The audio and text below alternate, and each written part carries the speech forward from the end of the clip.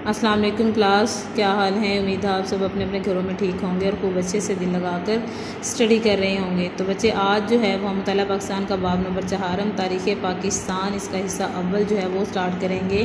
तो सबसे पहले जो है वो हमारे रियासत जो हमारी पाकिस्तान बनी थी उसका इस्तेहकाम और इसके आइन की तैयारी जो है उसके बारे में बताती हूँ मैं आपको कि पाकिस्तान आज़ाद होने से चंद रोज़ कबल जो है वो आइन साज असम्बली ने 11 अगस्त 1947 को कायद-ए-आज़म को अपना सदर जो है वो मुंतखब कर लिया था। उसके बाद जो है कायद-ए-आज़म ने अपना हल्फ जो है वो chief justice sir Abdul Rashid के सामने जो है वो गवर्नर जनरल का हल्फ जो है वो उठाया था। पहले स्टार्ट में इस असम्बली के अरकान की तादाद 69 थी, उसके बाद जो है वो 79 हो गई और मौलवी तमीज़ुद्दीन जो है वो असम्बली के पहले स्पीकर थे।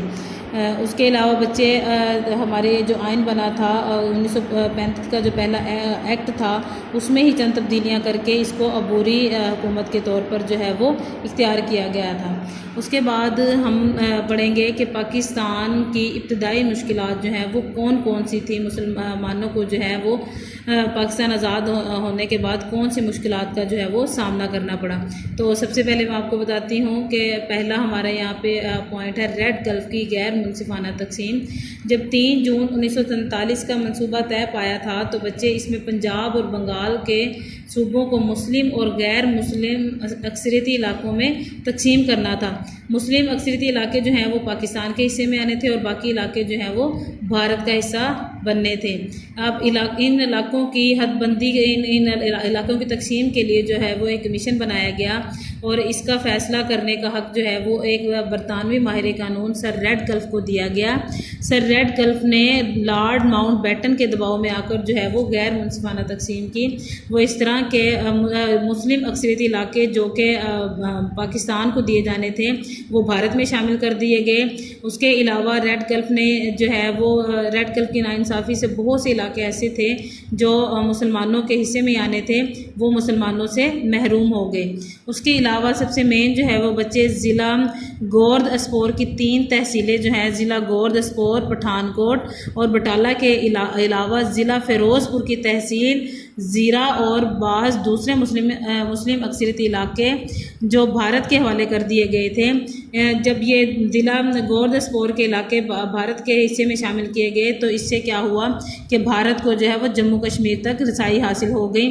सर रेड गल्फ़ की वजह से ना सिर्फ मुसलमानों को जो है वो बहुत से इलाके नहीं मुस्लिम अक्सरियती इलाके नहीं मिले, उसके अलावा जो है वो एक अहम मसला जो है वो इनके दरमियान पैदा हुआ, वो है मसला कश्मीर जो आज तक है हल नहीं हो सका। तो उसके अलावा जो दूसरा हमारा पॉइंट है वो है महाजरीन की आबादकारी। आपको पता है जब पाकिस्तान बना, पाकिस्तान बनने के बाद लोग जो है वो अपना तमाम जो घर बार है वो छोड़कर पाकिस्तान आ गए थे। वो इस तमाम हाल में जो है वो बहुत परेशान थे। यहाँ पर रहने के लिए जो है वो घर नहीं थे। लोगों ने जो है वो बहुत ही आर्जी कैंपों में जो है वो क़याम किया। उसके बाद जो है उनकी खुराक रिहाइश का भी बहुत ज़्यादा मसला था, लेकिन जो लोग यहाँ पर आबाद थे उन्होंने अपने मुसलमान भाइयों को जो है वो खुशामदीद कहा, उनकी ज़रूरतें जो हैं वो पूरी की। तो लेकिन ये मुसलमानों के लिए बहुत ही एक बड़ा चैलेंज था। क्योंकि दुनिया में हिजरत की इतनी बड़ी तादाद का वाक़या जो है वो कभी भी रूनमा नहीं हुआ था। उसके अलावा थर्ड हमारा पॉइंट है इंतज़ामी मुश्किलात। इंतज़ामी मुश्किलात बच्चे आपको पता है जैसे ही पाकिस्तान बना उसके बाद बहुत से जो हमारे कारोबार थे वो जो हिंदू जब यहाँ से गए तो उन्होंने क्या है वो तमाम फाइलें जो हैं वो तमाम रिकॉर्ड जो हैं वो ख़राब कर दिए थे, जिसकी वजह से मुसलमानों को जो है वो बहुत मुश्किलात का सामना पेश आया। उन्होंने रिकॉर्ड भी जो है वो गायब कर दिए थे, ख़त्म कर दिए थे। उसके अलावा फर्नीचर है, बहुत सी जो हमारे दफ्तर का सामान है वो सारा गायब कर दिया था, जिसकी वजह से दफातर में काम करने में बहुत ज़्यादा दुश्वारियाँ पेश आईं। उसके अलावा असासों की तकसीम जो है उसमें भी जो है वो मुसलमानों के साथ जो है वो बहुत ज़्यादा नाइंसाफ़ी हुई। वो ऐसे कि भारतीय हुक्मरान जो है वो पाकिस्तान और इन्होंने असासों की जो है वो गैर मुनसिफाना तकसीम की। क्योंकि वो जो है वो बच्चे भारत जो थे वो बहाने कर रहे थे कि मुसलमान किसी तरह जो है वो तंग आकर भारत का हिस्सा बन जाए। वो पाकिस्तान की मैशियत को जो है वो तबाह करना चाहते थे और उन्हें हर वो कोशिश की जिससे वो कामयाब होना चाहते थे, लेकिन वो कामयाब नहीं हो सके। उसके अलावा मुत्तहिदा बरसगीर के रिज़र्व बैंक में तकसीम के वक्त 4 बिलियन रुपए जमा थे। ये रकम अब मुसलमानों ये भारत और पाकिस्तान में बांटी जानी थी। तनासब के एतबार से जो है पाकिस्तान का हिस्सा जो है वो 750 मिलियन था, लेकिन भारत जो है ये हिस्सा देने से गुरेज करता रहा और उसने ये हिस्सा देने से इनकार करा। लेकिन भारत की तरफ से पाकिस्तान की तरफ से मुसलसल मुतालबे और बैन अल-अक़वामी सतह पर अपनी साख को कायम रखने के लिए इनको जो है वो 700 मिलियन रुपए जो है वो देना पड़े, लेकिन बकाया 50 मिलियन जो है वो अभी तक भारत की तरफ ही हैं, अभी तक उन्होंने ये जो है वो नहीं दिए। उसके अलावा जो हमारा 5th पॉइंट है वो है फ़ौज की तकसीम। अब फ़ौज की तकसीम में भी मुसलमानों के साथ जो है बहुत ज़्यादा ज़्यादती हुई। इसके अलावा पाकिस्तान क्योंकि भारत पाकिस्तान को कमज़ोर करना चाहता था, इसलिए क्योंकि वो ताकि वो भारत का हिस्सा बन जाए। तकसीम से पहले जो है वो मुत्तहिदा हिंदुस्तान का कमांडर चाहता था कि फ़ौज को ना बांटा जाए और इसको एक ही कमांडर के मातहत रखा जाए, लेकिन मुस्लिम लीग ने ये जो है वो मौक़िफ़ तस्लीम नहीं किया और उन्होंने इसरार किया कि फ़ौजी वसाइल और साथे जो है वो दोनों ममालिक के दरमियान बांटे जाए। लेकिन भारत ने जो है वो मुसलमानों को ये हिस्सा नहीं दिया, लेकिन फिर वो हमेशा हिले बहाने ही करते रहे। लेकिन मुत्तहिदा भारत में और उसके अलावा बच्चे भारत ने बहुत से जो है फैक्ट्रियाँ भारत के ही हिस्से में जो जगह थी वहाँ बनाई थी ताकि वो जो है वो पाकिस्तान के हिस्से में ना जाए। लेकिन उन्होंने भारत ने अब मुसलमानों को जो है वो जगह तो नहीं दी, लेकिन फिर भी ये बात तय पाई गई कि पाकिस्तान को जो है वो असला साजी का फैक्ट्रियाँ बनाने के लिए जो है वो 60 मिलियन रुपए दिए जाएं ताकि वो अपने असला साज फैक्ट्रियाँ जो है वो कायम कर सकें। इसके अलावा बच्चे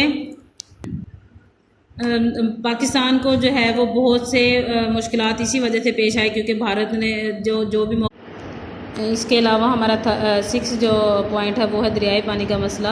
अब आपको मैं बताती हूँ कि दरियाई पानी का मसला भी पाकिस्तान और भारत के दरमियान जो है वो बहुत ज़्यादा हुआ। पाकिस्तान जो भारत जो था वो पाकिस्तान की मैशियत को जो है वो तबाह करना चाहता था।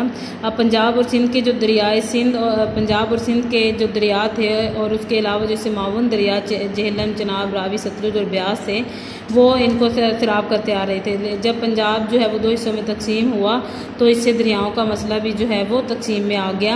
रावी, सतलुज और ब्यास भारत की सरजमीन से गुजरकर पाकिस्तान में दाखिल होते थे। उसने अप्रैल 1948 में मगरबी पंजाब को आने वाली पानी का रास्ता जो है वो रोक लिया। अब ये कदम जो है वो पंजाब और सिंध की दायरे की बात है मैशियत को तबाह करने का था, इससे फसलें जो हैं वो तबाह हो जानी थी। सर रेडक्लिफ ने ये जो है गैर मुनसिफाना तकसीम जो की थी उसमें ये मसला भी जो है वो बहुत अहम था।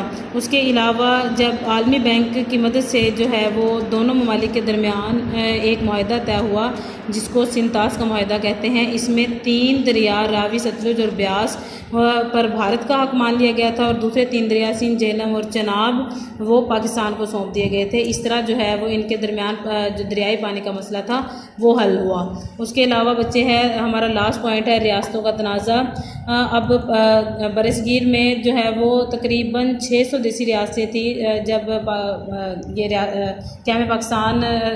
जब ये पाकिस्तान बरसगीर तकसीम हुआ तो रियासतों को जो है वो इस बात का हक दे दिया गया कि वो जहाँ चाहें जिसके हक में चाहे वो है वो अपना हक जो है वो इस्तेमाल कर सकते हैं। इसलिए कुछ रियासतों ने जो है तो फ़ौरन कदम उठा लिया था, लेकिन बाज़ रियासतें जैसे हैदराबाद, दक्कन, जूनागढ़, मनावा और रियासत जम्मू कश्मीर की तरफ से कोई ख़ास कदम नहीं उठाया गया था। इन रियासतों पर भारतीय फ़ौज ने जो है वो फ़ौज कुशी करके कब्ज़ा कर लिया था, जिससे पाकिस्तान की मुश्किलात में जो है वो बहुत ज़्यादा इजाफा हो गया था। तो बच्चे आज जो है वो हमने पाकिस्तान की इब्तदाई मुश्किलात जो हैं वो पढ़ी हैं।